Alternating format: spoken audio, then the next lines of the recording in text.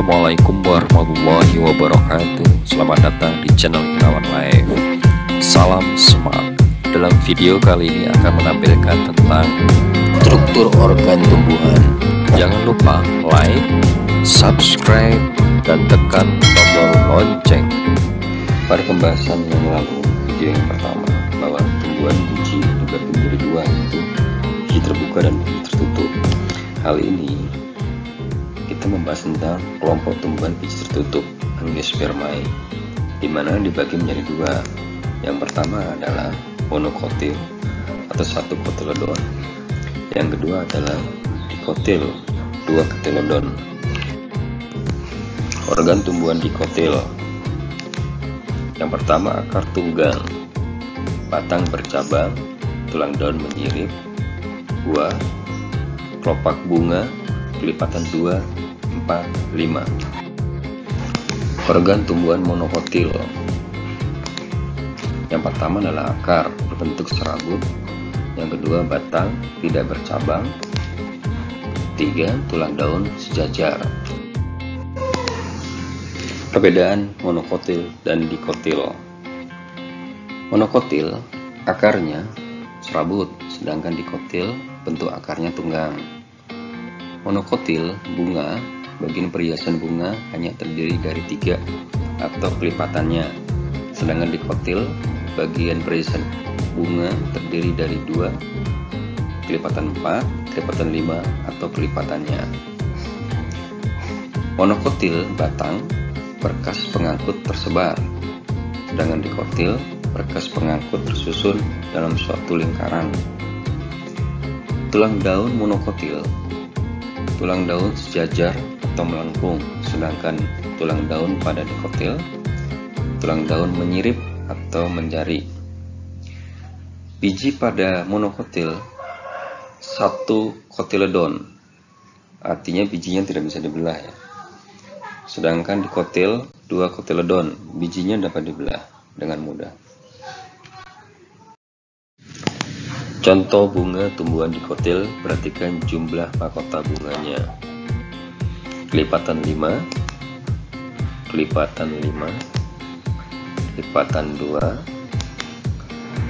kelipatan 2 dan 5, kelipatan 5, kelipatan 2.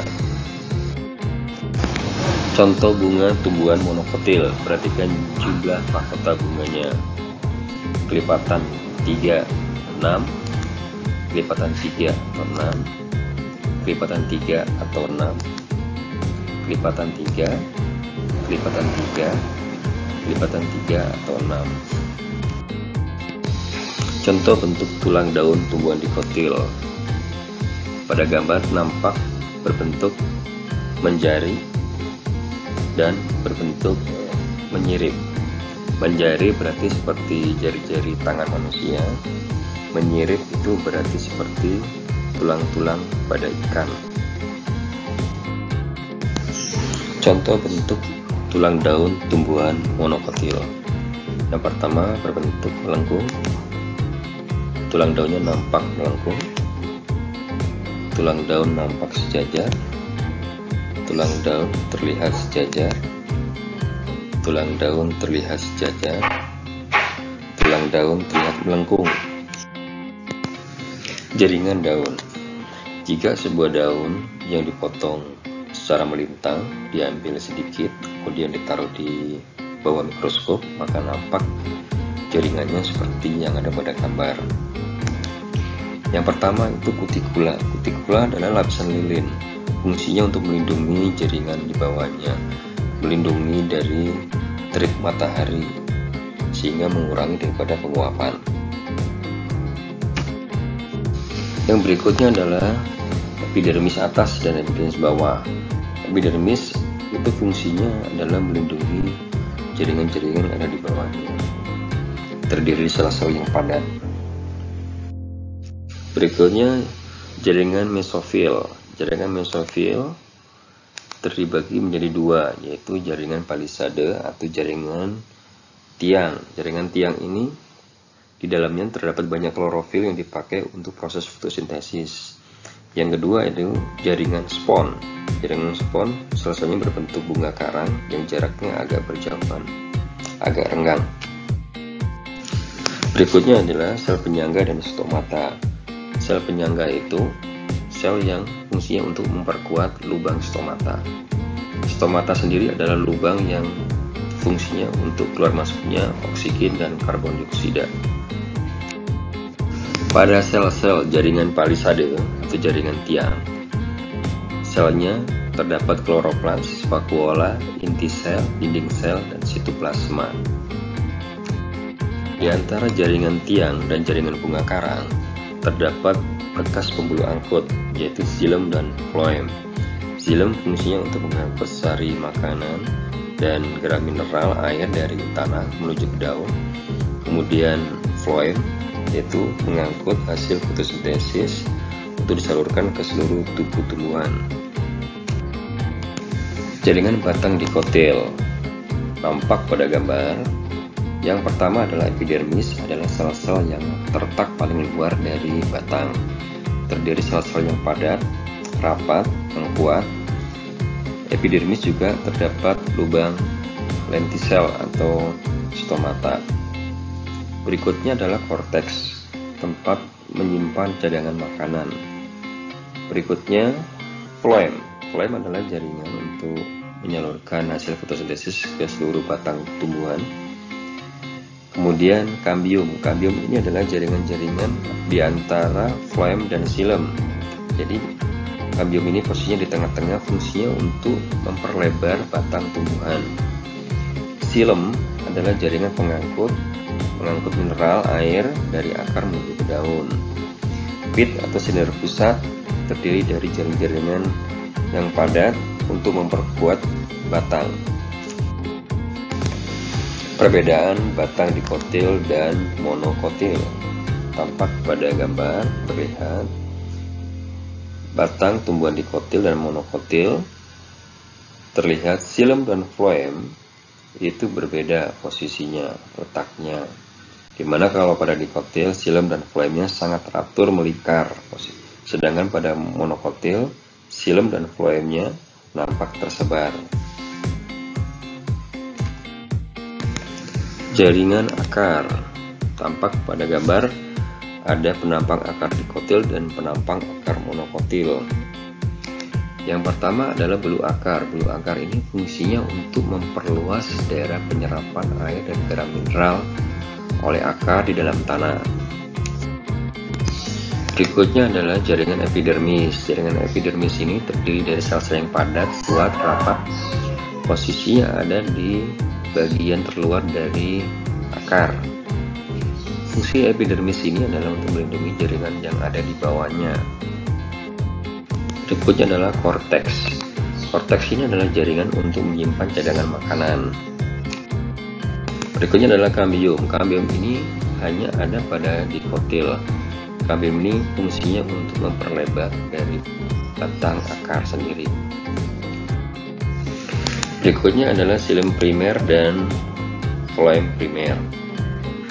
Xilem berfungsi adalah untuk mengangkut garam mineral air ke daun, sedangkan floem sendiri adalah untuk mengangkut hasil fotosintesis untuk disebarkan ke seluruh tumbuhan.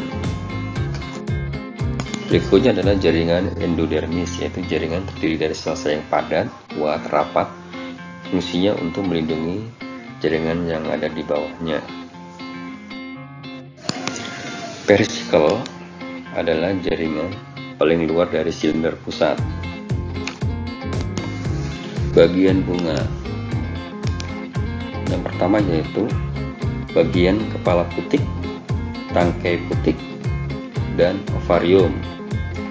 Kepala putik itu fungsinya untuk menangkap benang sari. Jadi serbuk sari yang jatuh pertama masuk ke dalam kepala putik, kemudian dia turun ke tangkai putik dan akhirnya nyampe di ovarium. Ovarium ini terdapat bakal biji bagi sel kelamin betina. Berikutnya kepala sari dan tangkal sari. Kepala sari terdapat serbuk-serbuk sari sebagai alat kelamin jantan.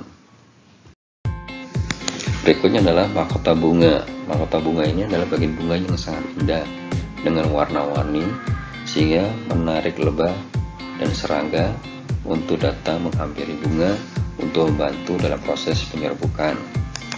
Kemudian kelopak bunga adalah bagian dari bunga di mana dia melindungi bunga pada saat bunga masih kecil. Jaringan ujung akar tumbuhan. Yang pertama adalah korteks. Korteks ini adalah tempat untuk menyimpan cadangan makanan. Berikutnya adalah phloem, adalah jaringan pengangkut untuk mengangkut sari-sari makanan hasil fotosintesis ke seluruh batang tumbuhan. Berikutnya xilem adalah jaringan pengangkut untuk mengangkut air garam mineral dari tanah ke daun. Berikutnya adalah kambium, yaitu terletak antara xilem dan phloem, di mana kambium berfungsi untuk memperlebar dari diameter akar.